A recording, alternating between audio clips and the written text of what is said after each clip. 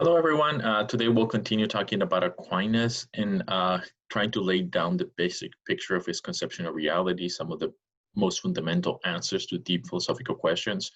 And it kind of springs from God. Aquinas' conception of reality springs from God in many different ways. So we've discussed the way in which God is everywhere, according to Aquinas. God is wholly located everywhere where it's located in such a way that it does not exclude the co-presence of other things there. And he says in this article that we can think of the way in which God is located everywhere as the way in which the soul is located in the body. And that's a nice transition onto Aquinas' conception of the human person in the way in which the person kind of resembles God in different ways. For our purposes, let's emphasize the fact that Aquinas thinks that the way in which God is located everywhere is the same way in which the soul is located in the body. The soul is everywhere in the body, fully located in the body. So again, my soul is in my shoulder, fully located there. My soul is in my nose, fully located there. So the whole of my soul, which according to Aquinas has no proper parts, so no integral parts,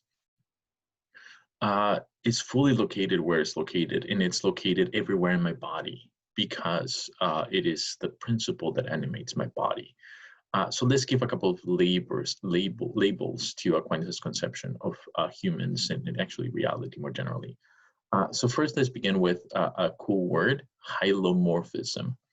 And hylomorphism is the view that substances, and you can think of those as roughly things, though not everything's a substance, but humans, trees, dogs, other substances.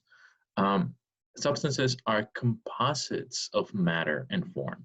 So to believe hylomorphism, to think the hylomorphism is true, is to think that things like trees and people are composites. They're kind of two things coming together forming a substance, and the two things are the form and the matter.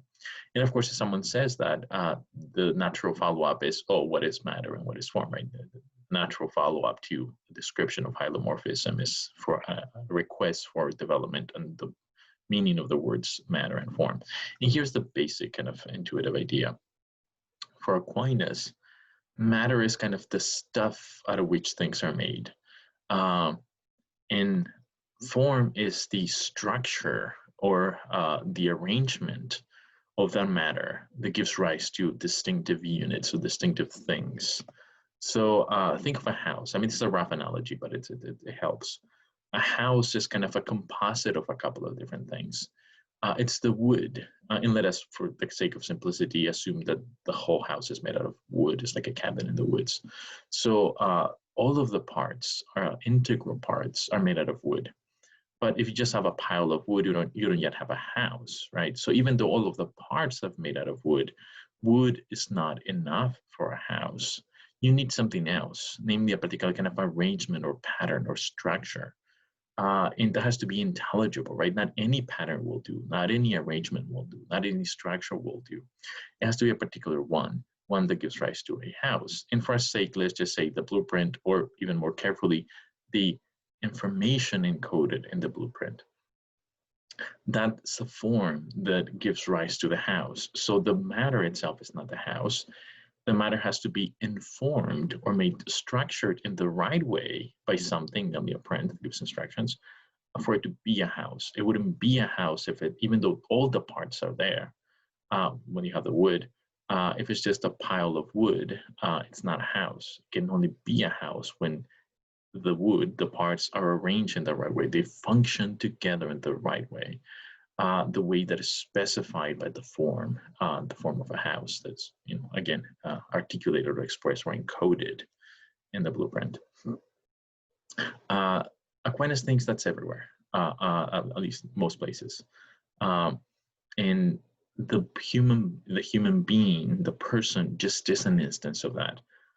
The soul for Aquinas, the human soul, just is the form of the body. Like the blueprint is kind of, or the thing in the blueprint is the form of the house. The soul is the principle that kind of makes intelligible there being a human body like this one. And it is humanity. It is the soul of humanity. It's what structures the soul of humanity, my soul of humanity. Is what structures this particular matter into the thing that is a human being, that is me, Juan. Juan is the substance, that is the composite of stuff, matter here, but not just the matter, right? Before it was formed into this thing, the matter was laid around in different parts and other places. And Juan wasn't there. I was not there when this matter was scattered about, or in apples, or whatever I've been eating. When the matter was there, I wasn't existing, even though the matter was there.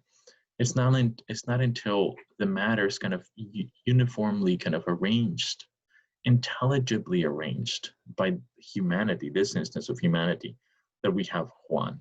Juan is the combination of matter coming together in this particular form, the form of humanity, this particular form of humanity. So a different way of trying to get at the same idea is that if you think of particles as matter, which is not quite false, not quite true either, but close enough.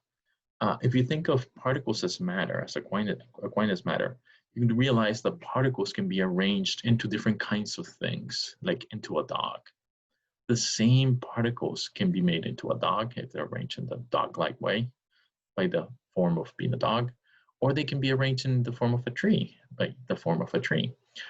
Or they can be arranged in the form of Juan, right? The same particles can be rearranged differently. They perform a very different kind of function depending on the form that structures them. And they would become different things.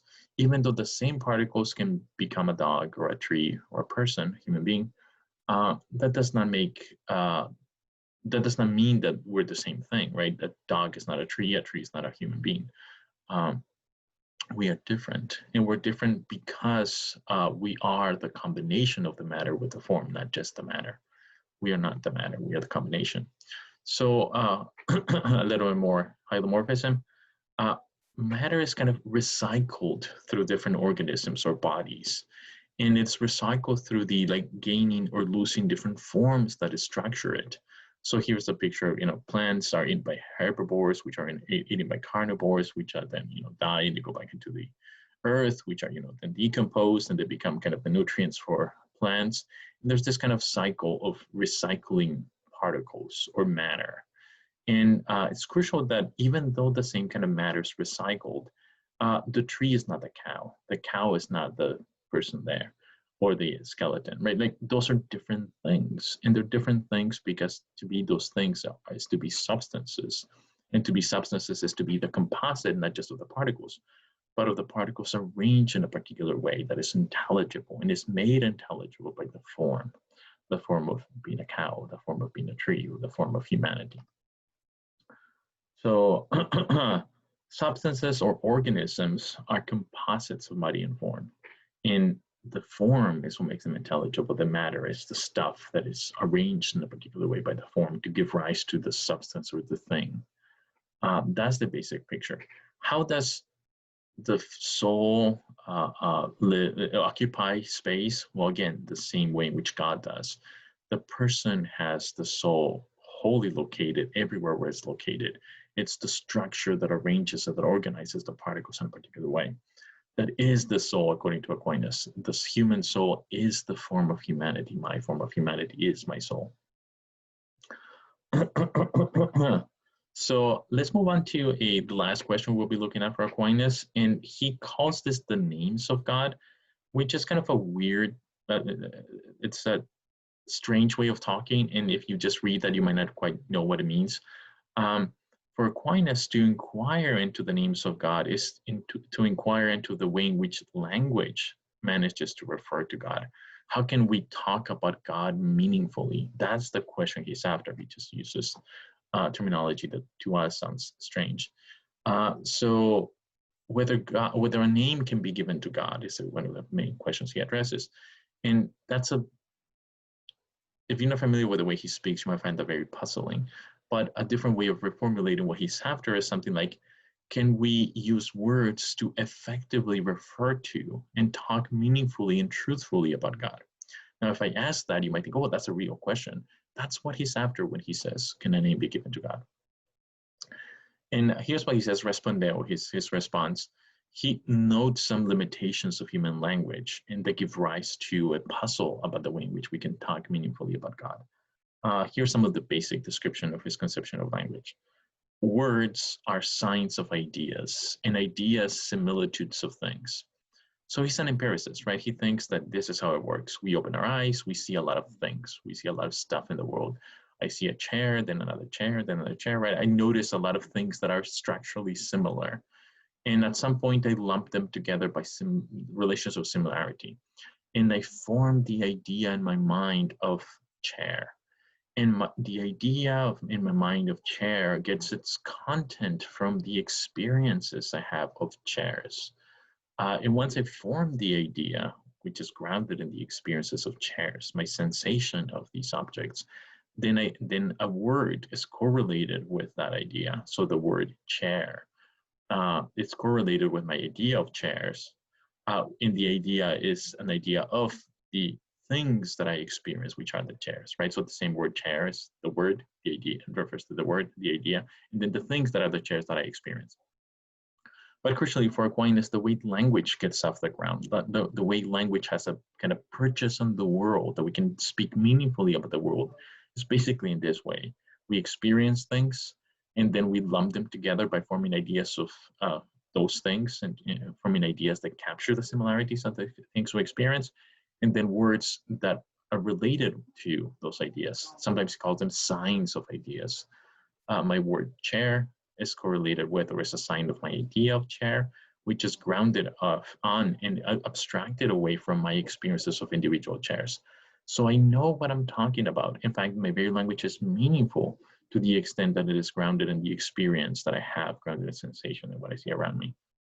And so far that seems pretty kind of unimpressive until you ask yourself, oh, how do I talk about God if that's the starting point of language? How can I speak of this being that is not really sensible in the kind of normal sense of the word sensible? I don't see chairs in the way in which I see God. So Aquinas continues. It follows, therefore, that we can give a name to anything in as far as we understand it. So our language presupposes our understanding of reality, which is grounded on experience of reality. And again, God is beyond comprehension or understanding in some deep way. We don't experience it in the same way we should experience other things. So that gives rise to the legitimate question: how can we speak meaningfully about God? And here's what Aquinas says. Now, in this life, we cannot see the essence of God. We cannot grasp the essence of God. But we know God from creatures as their principles. And in this way, therefore, he can be named by us from creatures. So we see things in the world, we see creatures, and then we derive ideas that we ultimately apply to God as well, with a conscious recognition that the origin of those ideas begins with creatures.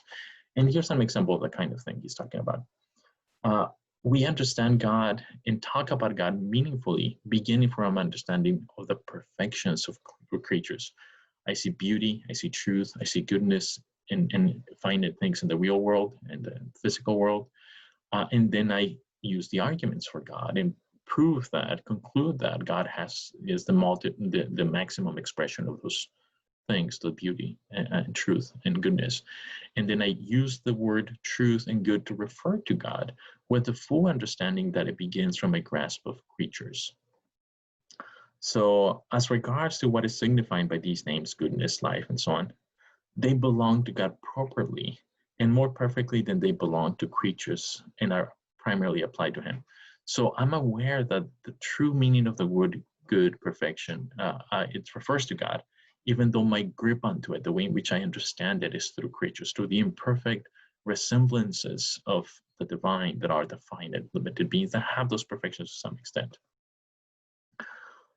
God is goodness itself, beauty itself, and these names are applied to God more appropriately than they are to creatures, even though my grip on the meaning of those terms is through my experience of the creatures. So I know that they apply to God more properly. I just don't have a full grip on what it means to apply those words very properly, because my grip is limited, given the way in which language gets off the ground. So Aquinas thinks that univocal predication, which means predicating something with the same meaning, is actually impossible between creatures and God. When I say my wife is beautiful, and then when I say God is beautiful, there's a sense in which I mean something radically different. My wife is beautiful in a very limited sense, in a very finite sense. God is beauty itself. He's infinitely greater in terms of beauty. When I say my son is good, when I use good, beautiful, true, and ascribe them to finite things, I mean something significantly different than what I mean when I apply it to God, because God has those things infinitely, and that makes the predication be different. Um, so terms of perfection, good, wise, intelligent, apply non-univocally, that is, they don't mean exactly the same thing, between God and creatures, because when we apply them to creatures, it applies to a mere quality distinct from other perfections than the essence of the creature. So that's a weird thing, weird to say, but here's a way of making it more intelligible by contrasting it with God. Actually, let me go back, sorry. So when I say my wife is beautiful, my wife is good, my wife is knowledgeable, what this quote is saying is that I know what I mean when I talk about my wife. And those mean different things. When I say my wife is knowledgeable, I mean something very different than when I say my wife is beautiful or my wife is good. They're limited is knowledgeable. She's knowledgeable only to an extent. I mean, there's a lot of things she doesn't know. She's beautiful only to an extent, you know. She's good only to an extent. So I recognize the finitude and limitation of my ascription of those terms of perfection to my wife. She has those perfections, but to a very limited degree. And they're different. That's the crucial part. Her knowledge, her power, her beauty, her goodness, they're finite and they're different, and there are different kinds of qualities that she has. When it comes to God, that's not the case, as Aquinas. When applied to God, those terms of perfection, like wisdom, beauty, good, and power, knowledge, all of these signify the divine essence. Divinity itself is full perfection. So when I talk about God's knowledge, will, intellect, existence, essence, beauty, truth, goodness, all of those proper terms that are appropriately applicable to God, I'm really just speaking about the single reality that is divinity. And in reality, all of those words refer to the same full perfection that is divinity. Even though when I use the words, they sound different, but they sound different to me because I'm used to the words saying my wife is knowledgeable, my children are knowledgeable, my colleagues are knowledgeable, and so on. When I apply them to creatures, I'm applying them to different qualities of perfection. When I apply them to God, it's the same underlying simple perfection or ultimate perfection. And those words refer to the same reality. So there's a deep sense in which God is kind of beyond our full comprehension. We can't quite know what it means to say that all of these terms refer to the same fundamental reality. But Aquinas thinks we do have enough of a grip to say that those things apply to God, and they do reveal some aspects of the divine essence. But this is supposed to give us some kind of humility in our ability to speak about God. Our talking of God is very limited. That's why I have this picture of a God that is in flames. It doesn't look like other pictures. And the thought is, God is not an image of us. We are an image of God. And to say that is to say that our perfections resemble God's perfection, which is full perfection. Not that God has a physical body. That's a limitation. So he does not. God does not. So God is beyond our full grasp, and even the words that we use to refer to God do so, but in a very limited way, that not fully capture the simplicity of his perfection. Okay, let's end there. I will see you next time.